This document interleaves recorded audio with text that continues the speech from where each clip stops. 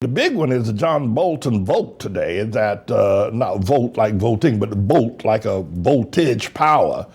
That John Bolton's book is scheduled to be published in March. He's got over $1 million, and he writes in the book that, well, let's just read it here. This is a reporting by the New York Times. Trump tied Ukraine aid to inquiries. He sought Bolton's book says President Trump told his national security advisor in August that he wanted to continue freezing $391 in security assistance to Ukraine until officials there helped with investigations into Democrats, including Biden's, according to an unpublished manuscript by the former advisor John R. Bolton.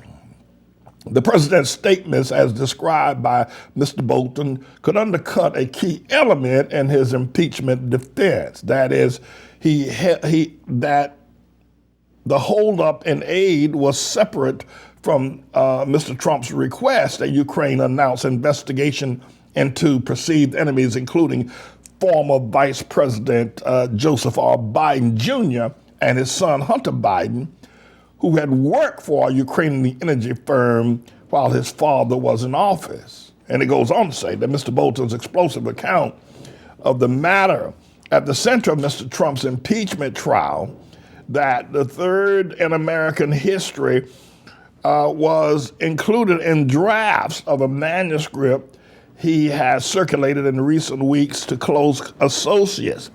He also sent a draft to the White House for a standard review process for some current and former administration officials to write.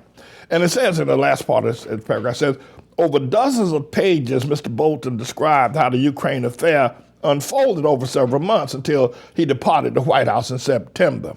He described not only the president's private disparagement of Ukraine, but also new details about senior cabinet officials who have publicly tried to sidestep the involvement, people like Mike Pence and Pompeo and a bunch of others. This is a bit of a news blog we do, looking at spiritual wickedness in high places for the most part, making some observations about it and giving people a biblical foundation to the way of interpreting, rather than have Sean Hannity or Laura Ingraham or Janine Pirro or Anderson Cooper or Rachel Maddow or Don Lemon, Rush Limbaugh interpret what's going on in the world. You come to me and I'll tell you based on what the Word of God says.